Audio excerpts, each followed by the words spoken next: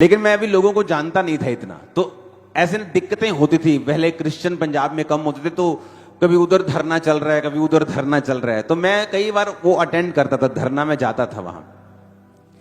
तो वहां पे एक बंदा था, सुबह मैं जब उसको देखा, बड़ा जोशीला, हालेलुया, पूरा उन्हें हिलाता जी, पूरा पंडाल पूरा खींच के रखा काम। मैं क्या यार, बड़ा स्पिरिचुअल। जब प्रार्थना करने के बाद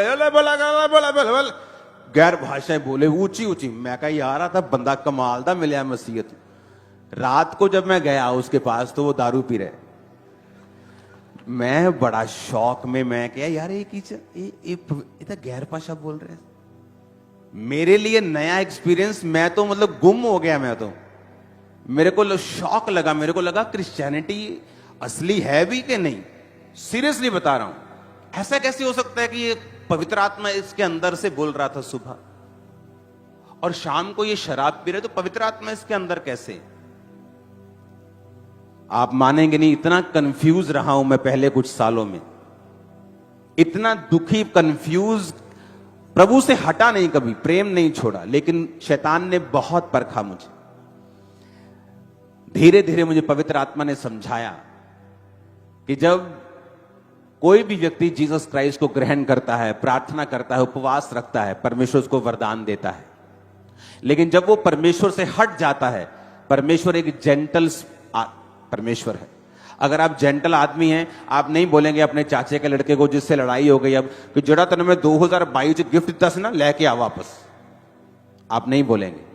बोलेंगे तो परमेश्वर ने कहा वो वरदान है जो उसमें रह गया है, गैर भाषा का, लेकिन मैं इसके अंदर नहीं। फिर मेरे को समझ आया, और फिर मैंने उसके घर को देखा।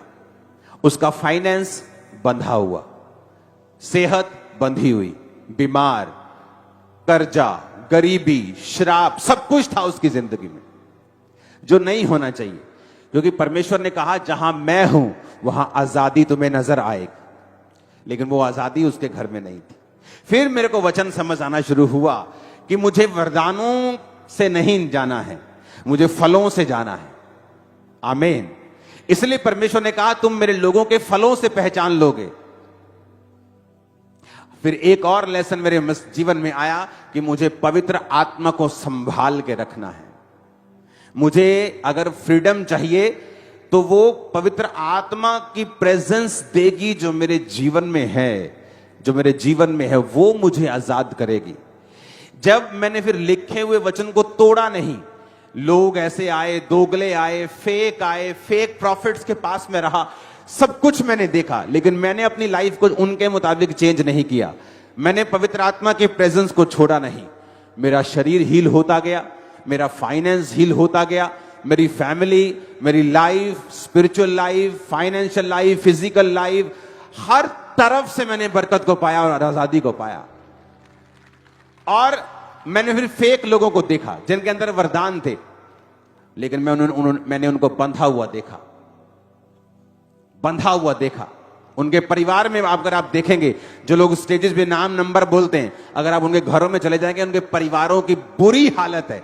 मैं कह रहा हूं अविश्वासियों में ऐसी हालत नहीं है, पति पत्नी और उनके परिवारों में जैसे उनकी हालत। क्यों? क्योंकि तुम वरदानों का मिसयूज कर सकते हो, लेकिन पवित्र आत्मा जब चला जाता है भाई साहब, शैतान आता है, और फिर वो जो करता है फिर वो देखने वाला होता है। कोई विश्वासी ये मत समझे कि आपको गाड़ी की ब्लेसिंग मिली तो प्रभु आपके साथ है, आपको गैर भाषा की ब्लेसिंग मिली तो आप पाप कर सकते हैं, परमेश्वर आपके साथ है। वो एक वरदान है, लेकिन पवित्र आत्मा अलग है, उसके वरदान। मैं अलग हूं, मेरी गिफ्ट की हुई कार अलग है। मैं जा सकता हूं उस व्यक्ति से दूर, लेकिन कार वहीं पे है।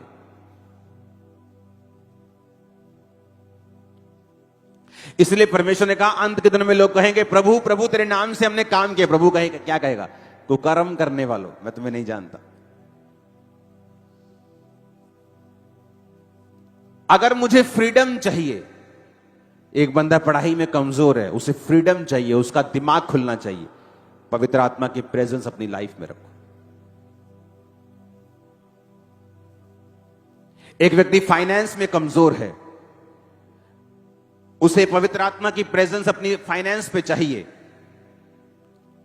कैसे? पवित्र आत्मा आपको देखता है। मान लो आपने वचन पढ़ा, आपने वचन सुना कि तू अपने कमाई के 10वें हिस्से को प्रभु के घर में लेके आना। प्रेरितों के काम में लिखा, लोग प्रॉपर्टीज बेच के प्रेरितों के पांव पर पैसा रख। जब आप लिखे हुए वचन को पढ़ते हैं और फॉलो करते हैं, पवित्र आत्मा आपको देखता है कि आपने अपने फाइनेंस के विषय में लिखा हुआ वचन कंप्लीट किया है। वो आपके फाइनेंस पे ठहर जाएगा और वहां आजादी शुरू हो जाएगी। वही बिजनेस, आप दुकान में जाएंगे, आपको समझ आएगी यार ये मैं गलत कर रहा हूं,